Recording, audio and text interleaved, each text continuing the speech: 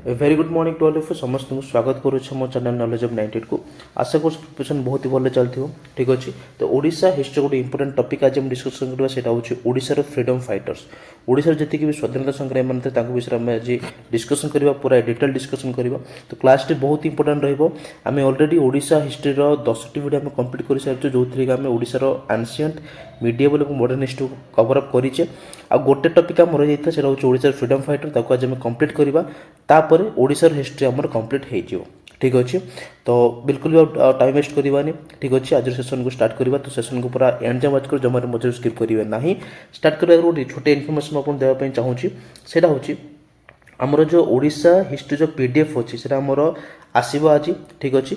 तो आज टॉपिक सरला जेहेतु आम ओडिशा हिस्ट्री कंप्लीट हो जाऊँगी यही पीडीएफ में कौन कौन देखा ना ओडिशार एंशिएंट हिस्ट्री हम कवर अप करें ओडिशार मिडिएवल हिस्ट्री ओडिशार मॉडर्न हिस्ट्री हम कवर अप करें ठीक अच्छे। एति सब टॉपिक हम कवर अप करें ओडिशार जी भी इंपोर्टेंट टॉपिक रहा exam point of view discussion करें और सबूर नोट्स ये पीडीएफ रे मौजूद होगी अच्छे ठीक अच्छे। तो पीडीएफ आपको केवल 49 रुपीस अवेलेबल हो पीडीएफ टी पाइबा आप कौन करेंगे ना ये जो स्क्रीन रे व्हाट्सएप नंबर दि जाइए व्हाट्सएप नंबर आपने 49 रुपीस पे करके तार स्क्रीनशॉट यही नंबर आपने छाड़ला आपको पीडीएफ टी प्रोवाइड करदेवी ठीक अच्छे। जी मुझे लिखी ये ओडिशा हिस्ट्री टॉपिक से सबू टॉपिक मोर पीडीएफ रे अच्छी। तो बहुत ही भल पीडीएफ जो मैंने भी आमर देखी रेगुलर क्लासेस गुड़ाक से जानते कि पीडीएफ रो क्वालिटी मत बहुत भल अच्छे ठीक अच्छे। और क्लासेस फ्री रहा देखिपारे ऑलरेडी मैं प्लेलिस्ट बन सारी ओडिशा हिस्ट्री प्लेलिस्ट 11टी वीडियो अवेलेबल होगी ओडिशा हिस्ट्री थ्योरी प्लेलिस्ट ना जाकि देखिपारे और पीडीएफ टी पाइबा आपको 49 रुपीस पे करने पड़ो ठीक अच्छे। और टाइम वेस्ट करवानी बिल्कुल भी आज सेशन को स्टार्ट करवा आम। तो देखिए फास्ट तो फ्रीडम फाइटर्स ऑफ ओडिशा ठीक अच्छे। तो फास्ट टाइम देखिए फ्रीडम फाइटर मान भितर फास्ट आम आस मधुसूदन दास। तो मधुसूदन दास जदि हम देखा जन्म होता 28 एप्रिल 1848 से जन्मग्रहण करते क्योंठारे ना ओडिशार कटक ठारे ठीक अच्छे। और टाइटल कौन कौन मिलता टाइटल मिलता कहते grand old man of Odisha cool वृद्ध बोली आम कहूँ मधुबाबू मधु बारिस्टर और उत्कल गौरव प्राइड ऑफ ओडिशा यही सब टाइटल गुड़ाक मिली। से होती फर्स्ट ग्रेजुएट ओडिशार प्रथम ग्रेजुएट होती मधुसूदन दास और से प्रथम व्यक्ति जी कि बीए एमए और बीएल डिग्री हासिल करते ओडिशार प्रथम व्यक्ति जी कि bachelor of arts master of arts और बीएल डिग्री से हासिल करते ठीक अच्छे।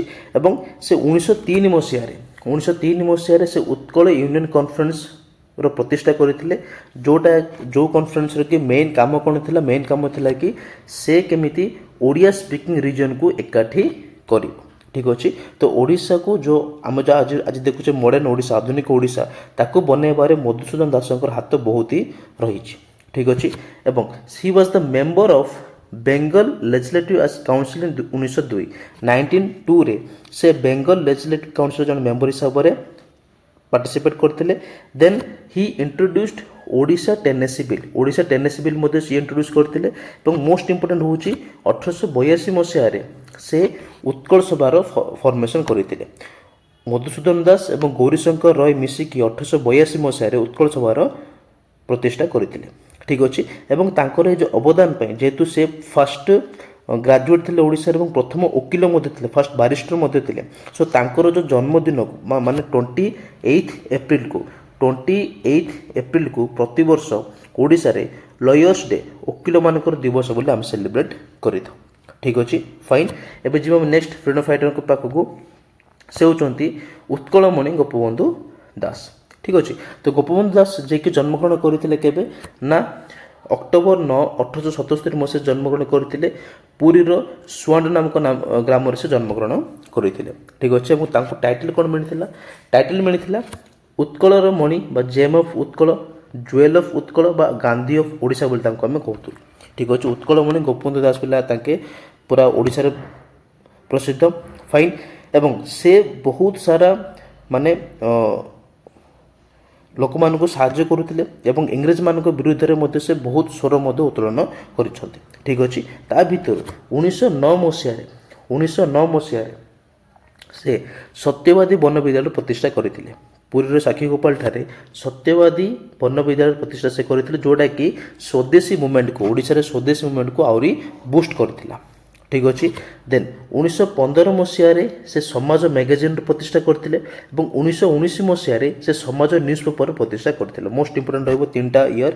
1909ରେ ସତ୍ୟବାଦୀ ବନ ବିଦ୍ୟାଳୟ ପ୍ରତିଷ୍ଠା କରିଥିଲେ ପୁରୀର ସାକ୍ଷୀଗୋପାଳ ଠାରେ, 1915ରେ ସମାଜ ମ୍ୟାଗାଜିନ୍ ପ୍ରତିଷ୍ଠା କରିଥିଲେ ଏବଂ 1919ରେ ସମାଜ ନ୍ୟୁଜ୍ ପେପର ସେ ପ୍ରତିଷ୍ଠା କରିଥିଲେ। ଠିକ୍ ଅଛି। ଦେନ୍ 1921 ମସିହାରେ ଯେଉଁ ଆମର ଉତ୍କଳ ପ୍ରଦେଶ କଂଗ୍ରେସ କମିଟି ତିଆରି ହୋଇଥିଲା, 1921 ମସିହାରେ ଉତ୍କଳ ପ୍ରଦେଶ କଂଗ୍ରେସ କମିଟି ତିଆରି ହୋଇଥିଲା। ସେ କମିଟିର ସେ ପ୍ରଥମ ପ୍ରେସିଡେଣ୍ଟ ମଧ୍ୟ ଥିଲେ, first president of Utkal Pradesh Congress committee. ଠିକ୍ ଅଛି। ଦେନ୍ ତାଙ୍କ ଦ୍ୱାରା ବହୁତ ସାରା ଆଶ୍ରମ ମାନ ମଧ୍ୟ ତିଆରି ହୋଇଥିଲା ଓଡ଼ିଶାରେ, ଯେମିତିକି ଆମେ କହିବା ସ୍ୱରାଜ ଆଶ୍ରମ କଟକଠାରେ ତିଆରି ହୋଇଥିଲା, ଅଲକା ଆଶ୍ରମ ଜଗତସିଂହପୁରରେ ତିଆରି ହୋଇଥିଲା ଏବଂ ସ୍ୱରାଜ ମନ୍ଦିର ମଧ୍ୟ ସେ ତିଆରି କରିଥିଲେ କଟକଠାରେ। ଠିକ୍ ଅଛି। ଏବଂ ସେ ବହୁତ ସାରା ବୁକ୍ସ ମଧ୍ୟ ରଚନା କରିଥିଲେ, ତା ଭିତରୁ ବନ୍ଦୀର ଆତ୍ମକଥା ଗୋଟେ ମୋଷ୍ଟ ଫେମସ୍ ଅଟେ, ଧର୍ମପଦ ବୁକ୍, ଗୋ ମାହାତ୍ମ୍ୟ ଏବଂ ଅବକାଶ ଚିନ୍ତା, ଏଇସବୁ ଗୁଡ଼ାକ ହେଉଛି ଗୋପବନ୍ଧୁ ଦାସଙ୍କ ରଚିତ ଇମ୍ପୋର୍ଟାଣ୍ଟ ବୁକ୍ସ ମାନେ। ଠିକ୍ ଅଛି। ଏତିକି ରହିଲା ତାଙ୍କ ବିଷୟରେ। ନେକ୍ସଟ ଆମେ ଯିବା ଆଉ ଜଣେ ଫ୍ରିଡମ୍ ଫାଇଟର ପାଖକୁ, ସେ ହେଉଛନ୍ତି ମହାରାଜା କୃଷ୍ଣଚନ୍ଦ୍ର ଗଜପତି। ଠିକ୍ ଅଛି। ତ ମହାରାଜା କୃଷ୍ଣଚନ୍ଦ୍ର ଗଜପତିଙ୍କର ମଧ୍ୟ ରୋଲ୍ ବହୁତ ହି ବଡ଼ ଥିଲା ଓଡ଼ିଶାକୁ ଗୋଟେ ସ୍ୱତନ୍ତ୍ର ପ୍ରଦେଶ ହିସାବରେ ଗଠନ କରିବାରେ।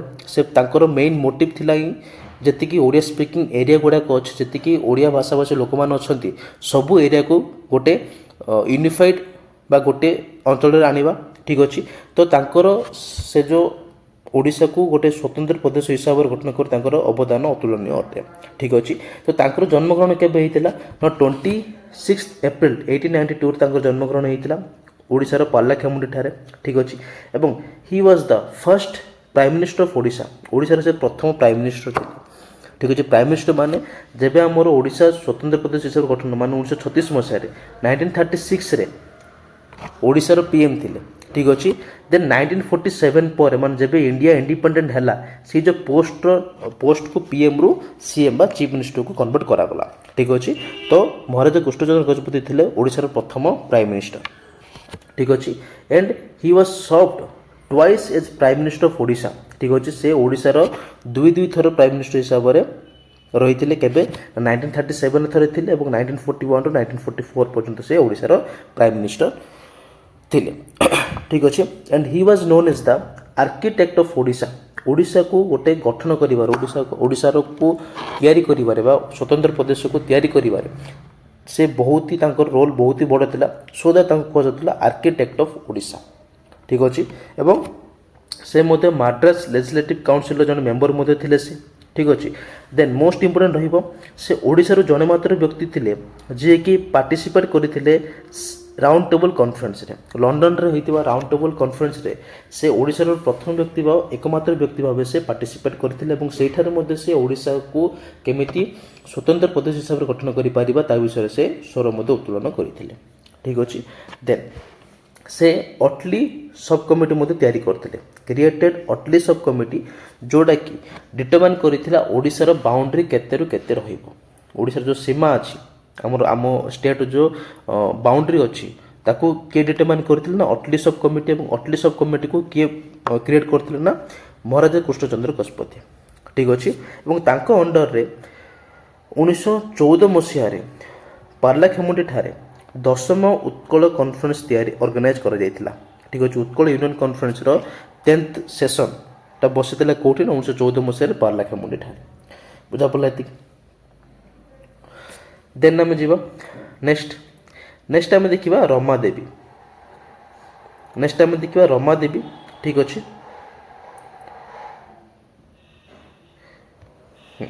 ରମାଦେବୀ ଆପଣ ପିକେ ଦେଖିପାରୁଥିବେ, ଇଏ ହେଉଛନ୍ତି ରମାଦେବୀ ଚୌଧୁରୀ। ଠିକ୍ ଅଛି। ତାଙ୍କର ଜନ୍ମଗ୍ରହଣ ହୋଇଥିଲା 3 ଡିସେମ୍ବର 1869 ମସିହାରେ ଜନ୍ମଗ୍ରହଣ କରିଥିଲେ ଏବଂ ସେ ଥିଲେ ମଧୁସୂଦନ ଦାସଙ୍କର ଗ୍ରାଣ୍ଡ ଡଟର। ଠିକ୍ ଅଛି।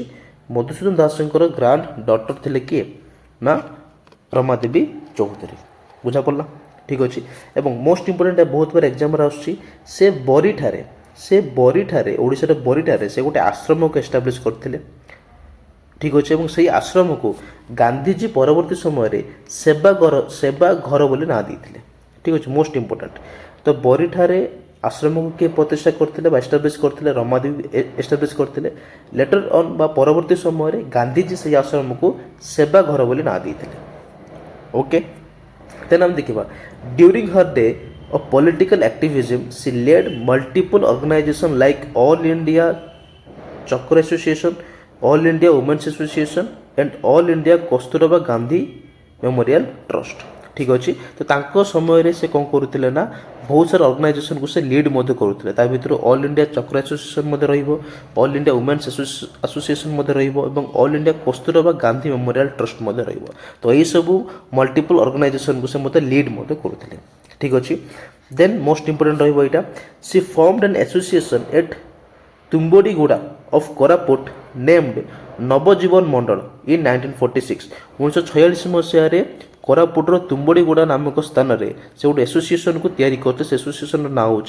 नवजीवन मंडल ठीक अच्छे जार कि मेन काम कौन था कि मेन काम था फॉरेस्ट पीपल मान को सर्व करवा फॉरेस्ट पीपल मान केमी रक्षा करवा तार था मेन एम ठीक अच्छे एवं परवर्ती समय से 22 जुलाई 1985 मसीह से तांकर मृत्यु होता ठीक अच्छे नेक्स्ट आम जा सारला देवी नेक्स्ट आम जा सारला देवी ठीक अच्छे पिक्चर देखिए तो आप ये हूँ सारला देवी फाइन तो सारला देवी तांकर जन्म होता 9 अगस्ट 1904 मसीह से जन्मग्रहण करते से प्रथम women first women from Odisha to join non cooperation movement असहयोग आंदोलन में जॉइन कर प्रथम महिला ओडिशा ठीक अच्छे then Sarala Devi observe fasting from 6 April to 13 April 1921 1921 मसीहा 6 एप्रिल रु 13 एप्रिल पर्यंत से अनशन बसते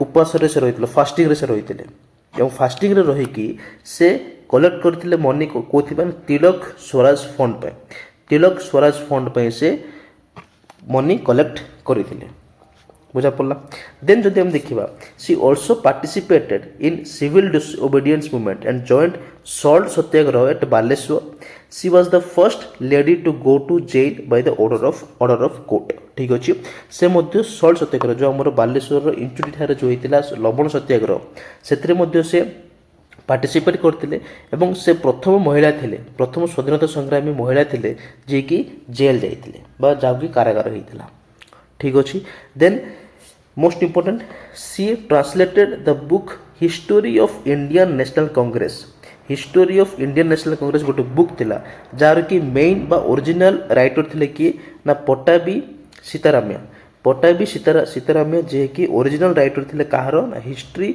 of Indian National Congress book से बुक को से ओडिया रे ट्रांसलेट करथिले से बुक को से ओडिया रे ट्रांसलेट करथिले ठीक अच्छे देन तांकर मृत्यु केबे होता ना 4 अक्टोबर 1986 से मृत्युवरण बा स्वर्ग को से यात्रा करथिले ठीक अच्छे एबे जीवा आमे आउ जने इंपोर्टेंट फ्रीडम फाइटर को पाखको ठीक अच्छे और से होचते मालती देवी जे कि 26 जुलाई 1904 से जन्मग्रहण करथिले ठीक अच्छे एवं इंडियन नेशनल कांग्रेस सहित से जड़ित थे तो Indian National Congress Karachi session को सी अटेंड करते एंड एनरोल वुमेन इनटू हिंदुस्तानी सेवा दल एवं हिंदुस्तानी सेवा दल गोटे गोटे संगठन था से एनरोल करते ठीक अच्छे then she took active part in the salt Satyagraha at Inchudi of Baleshwar district से मध्य सॉल्ट सत्याग्रह जोटा कि होता बालेश्वर इंचुरी ठारे से पार्टिसिपेट करते एक्टिवली पार्टिसिपेट करते देन गांधीजी तांको तूफानी बोली डाकुले गांधीजी क्वेश्चन आसीपे कि महात्मा गांधी कौ स्वाधीनता संग्रामी को महिला स्वाधीनता संग्रामी को तूफानी बोली डाकुले आंसर मालती देवी को ठीक अच्छे एवं she was arrested during quit India movement and she died in the year 1998 ठीक अच्छे तो क्विट इंडिया मूवमेंट भारत छोड़ आंदोलन समय अरेस्ट कर से 1998 रे मृत्युवरण करते ठीक अच्छे एवं Malati Devi was selected as one of the individual Satyagrahi for individual civil disobedience movement कौन होता ना डिफरेंट इंडिविजुअल मान को सिलेक्ट करा कि तुम तुम लोकल एरिया रे यही जो मूवमेंट को आहरी प्रमोट कर लोक प्रोटेस्ट करने कह इंग्रेज मान विरुद्ध तो से जो इंडिविजुअल मानक भितर मालती मत जड़े अन्यतम थिले। ठीक अच्छे नेक्स्ट आम जा डॉक्टर हरिकृष्ण महता। डॉक्टर हरिकृष्ण महता आम समझ जाचु से होती first chief minister of Odisha. ठीक अच्छे तो डॉक्टर हरिकृष्ण महताब जे कि 21 नवेम्बर 1899 से जन्मग्रहण करते ओडिशार भद्रक ठारे से जन्मग्रहण करते। ठीक अच्छे टाइटल कौन मिलता उत्कल केसरी बाबू टाइटल मिलता उत्कल केसरी हरिकृष्ण महता। ठीक अच्छे मोस्ट इंपोर्टेंट रहिबो 27 सेप्टेम्बर 1940 रे उत्कल प्रदेश कांग्रेस कमिटी अपॉइंटमेंट करथिला का डॉक्टर हरिकृष्ण महताब को कोथि पाई as the general director of civil disobedience movement. ठीक अच्छे सिविल डिसोबीडियंस मूवमेंट रो जनरल डायरेक्टर हिसाब से क्या अपॉइंटमेंट करथिला उत्कल प्रदेश कांग्रेस कमिटी आंसर हम डॉक्टर हरिकृष्ण महताब को। ठीक अच्छे आ गोटे मोस्ट इंपोर्टेंट होची डॉक्टर हरिकृष्ण महताब कौन फॉर्मेशन करते ना प्रजामंडल से फॉर्मेशन करते प्रजामंडल फॉर्मेशन करते 1938 रे कोठी गरियामाल ठारे मोस्ट इंपोर्टेंट बहुत बार एग्जाम आसुची। ठीक अच्छे then he was the first chief minister of Odisha से होचंदी प्रथम चीफ मिनिस्टर ओडिशार। ठीक अच्छे एवं से दुई थर ओडिशार चीफ मिनिस्टर होते दुई थर he serve as CM of Odisha from 13 April 1946 रू 12 मे 1950 रू एंड तापर 1956 रू 1961 पर्यंत से ओडिशार चीफ मिनिस्टर होती। ठीक अच्छे ता सहित ताकू कहुला lion of Odisha he was known as lion of Odisha ओडिशार सिंह बोली कहुला। ठीक अच्छे लास्ट पॉइंट इंपोर्टेंट रहिबो doctor Harekrushna Mahtab was a prolific publisher who establish the Odia daily Prajatantra मध्य से एस्टाब्लिशमेंट करथिले। ठीक अच्छे केबे 1923 मसीह देन गोटे इंग्लिश वीकली न्यूज़पेपर गोटे से एस्टाब्लिश करते जार ना हूँ eastern time. Then monthly journal मध्य गोटे से एस्टाब्लिश करते जार ना हूँ झंकार। देन वीकली जर्नल रचना को मध्य से एस्टाब्लिश करते एवं गोटे मैगजीन मध्य से एस्टाब्लिश करते 1930 मसीह तार ना हूँ नवीन।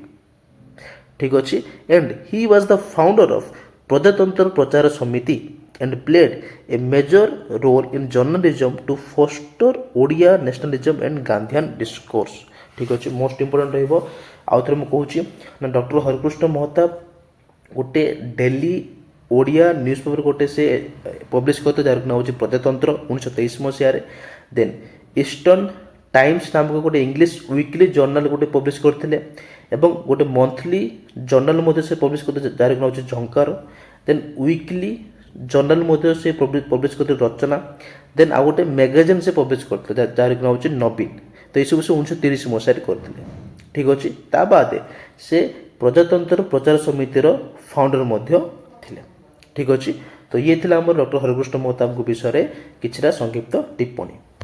नेक्स्ट टाइम जीवा गौरी शंकर रॉय। ठीक अच्छे गौरी शंकर रॉय जड़े जी कि निजर कर्म को से बहुत प्राधान्य दियंती। ठीक अच्छे तो गौरी शंकर रॉय से जन व्यक्ति थे जे कि ओडिशा प्रथम थर पर गोटे न्यूज़पेपर को से फॉर्मेशन करवा एस्टाब्लिशमेंट करते। ठीक अच्छे तो गौरीशंकर राय जन्म हूँ 13 जुलाई 1839 से जन्मग्रहण करते प्लेस हूँ कटक ताकू कहला कर्मवीर गौरीशंकर रॉय। ठीक अच्छे he led the save Odia movement in the late 19th century to protect and preserve the Odia language को प्रोटेक्ट एवं प्रिजर्व करने से गोटे ओडिया मूवमेंट मध्य स्टार्ट करते जहाँ से लीड मध्य करते। ठीक अच्छे देन मोस्ट इंपोर्टेंट कौन कौन करते आम ओडिशा पाई ही founded Cuttack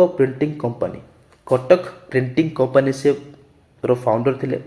also he establish Utkal Deepika जोटा कि ओडिया फर्स्ट ओडिया न्यूज़पेपर गोटे वीकली यहाँ वीकली गोटे। ठीक अच्छे डेली नो वीकली न्यूज़पेपर थिला तो सेटा हूँ उत्कल दीपिका और उत्कल दीपिकार फर्स्ट एडिटर मध्य थे गौरीशंकर रॉय। ठीक अच्छे and in 1882 Madhusudan Roy and Gaurishankar Roy founded Utkal सभा। 1882 मसीह मधुसूदन रॉय और गौरीशंकर रॉय उत्कल सभा को फॉर्मेशन करते यहाँ आम डिस्कसन भी कर सारी। ठीक अच्छे नेक्स्ट टाइम देखा गोपबंधु चौधरी जे कि 8 मे 1895 से जन्मग्रहण करते कटक ठारे। ठीक अच्छे and he became the president of Uttar Pradesh Congress Committee in 1982 and led the successful regional movements during the salt satyagraha and civil disobedience movement. ठीक अच्छे 1928 मसीह से प्रेसिडेंट हिसाब से इलेक्ट होते कहार उत्कल प्रदेश कांग्रेस कमिटी एवं से सल्ट सत्याग्रह एवं सिविल डिसोबिडियंस मूवमेंट लीड मध्य करते सक्सेसफुली से लीड मध्य करते ओडिशा। ठीक अच्छे मोस्ट इंपोर्टेंट देन रहिबो देन आम देखिए वीर सुरेंद्र साय। वीर सुरेंद्र साय जे कि बहुत ही जड़े महान स्वतंत्र संग्रामी थे ओडिशार फाइन एवं से संबलपुर रिजन रे से जन्मग्रहण करते विषय में आगुरी आम जब ओडिशार मॉडर्न हिस्ट्री आम डिस्कसन करूँ से समय मुझे डिटेल डिस्कसन आज करदे। ठीक अच्छे तो 1833 कौन होता ना संबलपुर रिजन रे गोटे रिवोल्ट होता ब्रिटिश मान एगेन्स्ट कहार अंडर ना सुरेंद्र साय अंडर रे कौन पे करते ना से कौन होता ना लॉर्ड डेलाउसी ब्रिटिश मानकर जे कि वाइस रही थे Lord sorry governor general of India थे तो से डॉक्ट्रिन ऑफ लाप्से को सी इंप्लीमेंट करते। डॉक्ट्रिन ऑफ लाप्से माने कौन ये गोटे प्रकार पॉलिसी गोटे प्रकार पॉलिसी जो पॉलिसी रे कौन हुए ना जो राजा मानकर कौन प्रकार बायोलॉजिकल सन नथिबे बायोलॉजिकल पुओ झील नथिबे से राजा माने कौन पुओ झील को एडप्ट करि परिबे नै एवं से राजा मानकर जो राज्य को बा किंगडम को इंग्रेज मैंने निज कंट्रोल रे नहीं तो से डॉक्ट्रिन ऑफ लाप्से। ठीक अच्छे तो ये डॉक्ट्रिन ऑफ लाप्से को चैलेंज करने को जाई सुरेंद्र साई 1833 मसीह ब्रिटिश मान एगेन्स्ट से रिवोल्ट करते जहाँफल से कौन आरेस्ट होते।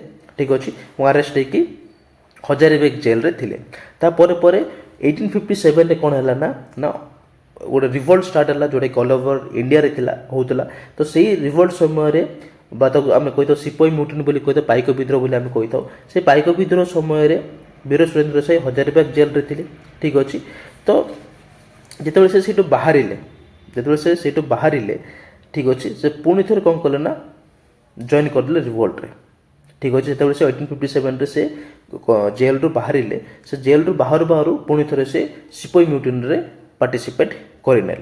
ठीक अच्छे तो सिपाही म्यूटिनी पार्टिसिपेट करने पुणी थे कौन कले ना इंग्रेज मैंने आरेस्ट करने। तो ये लिखा है before he surrender he spent 17 years in prison at Hazaribagh and after his final arrest served a term of 20 years including his detention of 19 years in the remote Asigod Hill fort until he died 1884। ठीक अच्छे तो जिते से Hazaribagh jail रू बाहर से समय चलुला सिपाही म्यूटिनी तो बाहर बाहर से कौन कले ना आउ थे सिपाही म्यूटिनी पार्टिसिपेट करने तो पार्टिसिपेट कलापर इंग्रेज मैंने पुणी थे अरेस्ट कले तो अरेस्ट करके आसीगढ़ हिल रख जोटा कि मध्य प्रदेश अच्छी और से जेल से 1884 रे मृत्युवरण बा शहीद होते। ठीक अच्छे ये स्टोरी देन देख बाजी राउत आम सब जानते बाजी राउत विषय जे कि ओडिशार नुह इंडियार यंगेस्ट फ्रीडम फाइटर अटंती इंडियार यंगेस्ट शहीद अटंती। तो बाजी राउत जे कि जन्मग्रहण करते 5 अक्टोबर 1926 से जन्मग्रहण करते ओडिशा ढेंकानाल ठारे एवं Baji Rout was a young Indian freedom fighter and martyr having been killed at the age of 12 वर्ष बयस से शहीद होते इंग्रेज मान गुड़ी से शहीद होते। ठीक अच्छे and he was shot by British police when he refused to ferry them across the Brahmani river on the night of 11th October 1938 at Nilkanthpur घाट। ठीक अच्छे ढेंकानाल नीलकंठपुर घाट जिते इंग्रेज मैंने नदी को पार करने गले ब्राह्मणी रिवर गोटे बड़ नदी अटे तो जो इंग्रेज मैंने कहले कि आमको नदी पार कर दियो तो बाजीराव तो मना करते। ठीक अच्छे तो बाजीराव तो मना करने फल इंग्रेज मैंने गुली करी हत्या करते तो 12 वर्ष बयस बाजीराव तो से शहीद होते से बनी जाते ओडिशा और इंडियार यंगेस्ट फ्रीडम फाइटर और यंगेस्ट शहीद। ठीक अच्छे तो मोस्ट इंपोर्टेंट रहा बाजीराव विषय। नेक्स्ट टाइम देखा आज लास्ट स्लाइड जयराजगुरु जे कि ओडिशार प्रथम शहीद अटंती फर्स्ट मार्टर ऑफ ओडिशा। ठीक अच्छे जयराजगुरु जे कि प्रथम इंग्रेज मान विरुद्ध गोटे स्मॉल ग्रुप को लेकिन स्मॉल पाइक मान ग्रुप नहीं इंग्रेज मान विरुद्ध से रिवोल्ट करते आज कहुए कि सेटा हूँ फर्स्ट वार थी फर्स्ट रिवोल्ट थी अगेंस्ट इंग्रेज मान विरुद्ध।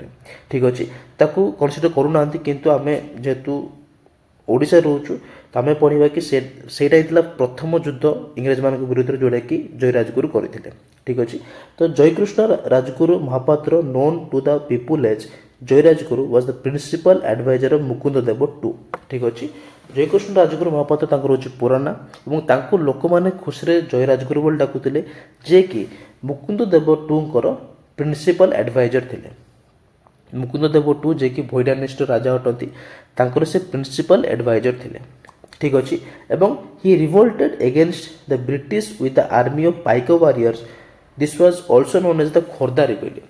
तो पाइक मान को लेकिन गोटे छोटिया टीम करके से इंग्रेज मान विरुद्ध में रिवोल्ट करते इंग्रेज माने हारी जाते ठीक अच्छे। इंग्रेज मान से हरी यहाँ को खोर्धा रिबेलियन बोले आम कह किंतु but britishers suppress the rebellion with the help of some natives केते नेटिव माने केते जन लोकों सहायतार माने ग्रुप रे रही से जय राजगुरु को चिट करते।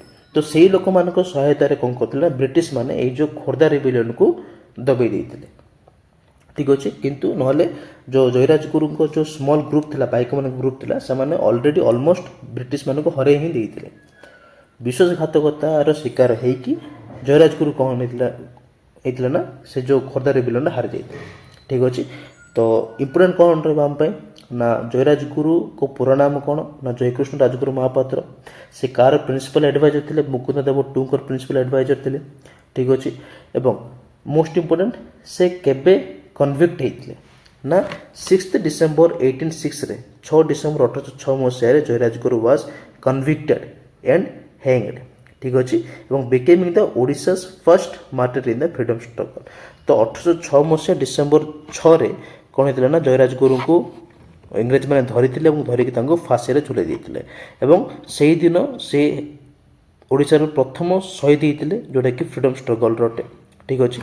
और हि सैक्रिफाइस इंस्पायर ए मेजर रिवोल्ट 13 इयर्स लेटर तांकर जो सैक्रिफाइस से जो करते से सैक्रिफाइसटा 13 वर्ष पर गोटे मेजर इंपैक्ट पकईला ओडिशार फ्रीडम स्ट्रगल उपर ठीक अच्छे। तो ये थिला आजिर कंटेंट जोटा कि हम डिस्कसन कले ओडिशार फ्रीडम फाइटर के विषय में। आशा को समस्त भिडियो बहुत ही भल लगी बहुत ही इनफर्मेटिव लगी। तो जमीक मुझे कहली आमर ओडिशार हिस्ट्री कंप्लीट हो सारी जी भी इंपोर्टेंट टॉपिक थिला आमर exam point of view OSSCGL O3 RI main जी भी अपकमिंग एग्जाम गुड़ाक अच्छी सब एग्जाम पॉइंट ऑफ व्यू जी भी टॉपिक इंपोर्टेंट था डिस्कसन कर सारी और तार PDF मुझे मानक हो सारी PDF कंपाइल मुझे सारी ठीक अच्छे। और PDF आपको मात्र 49 रुपीस आप मिल PDF टी कौन करें PDF पाइबा किसी ना केवल ये जो स्क्रीन नंबर अच्छी व्हाट्सएप नंबर यही नंबर रे आप मैंने पे करिकी तार स्क्रीनशॉट ये नंबर पठाइबे ठीक अच्छे। पटपट आपको ओडिशा हिस्ट्री PDF आपको मिल ठीक अच्छे। तो PDF टी मुझे देखा चाहूँगी यहाँ हूँ तार कंप्लीट PDF टी पाखापाखि 97 टी स्लाइड अच्छी PDF रे जो थी कि आम ओडिशार एनसीएंट ओडिशार मीडियम और ओडिशार मॉडर्न हिस्ट्री हम कवर अप करूँ जी भी इंपोर्टेंट बेसी आमको डिटेल जावा दरकार नहीं जी आम एग्जाम पे इंपोर्टेंट ताकू ही आम डिस्कसन कर PDF रे इनक्लूड कराई ठीक अच्छे। बहुत ही भल PDF अच्छी थे परचेज करूँ देखो कौन केमती अच्छी ना क्लासेस ऑलरेडी अवेलेबल होती आम यूट्यूब चैनल जाकि देखी नौतु से PDF अच्छी नोट कले आप करेंगे ठीक अच्छे। तो ये तार PDF टी देखिपारे PDF टी पाखापाखि 97 टी स्लाइड अच्छी। तो प्रतिटी इच एंड एव्री जिनस आम डिस्कसन करूँ ओडिशार एनसिएंट मीडियम और मॉडर्न हिस्ट्री को लेकिन बहुत ही भल PDF अटे फाइन। तो जब आप इंटरेस्ट अच्छा दी जाता नंबर रे व्हाट्सएप करूँ PDF को पाँच ठीक अच्छे। तो आज ये पुणी थर मिस नेक्स्ट क्लास गोटे इंपोर्टेंट सेशन को लेकिन ओडिशा हिस्ट्री आम कंप्लीट होगा तापर ओडिशार जियोग्राफी देखा तापर ओडिशार art and culture Odisha geography दुईटा ना गोटे ना दुटा टॉपिक अच्छी सरला आमर कवर हो ओडिशा जियोग्राफी देन ओडिशार आर्ट एंड कल्चर गोटे ही टॉपिक अच्छी आम कवर अप करना तापर ओडिशा जियोग्राफी PDF आसो Odisha art and culture PDF आपको मिल ठीक अच्छे। डेली क्लास अपडेट और डेली PDF आप Telegram channel join Telegram channel link description box में प्रोवाइड मुझे ठीक अच्छे। तो पुणी थर मिस नेक्स्ट क्लास गोटे इंपोर्टेंट सेशन को लेकिन से पर्यटन जय जगन्नाथ धन्यवाद।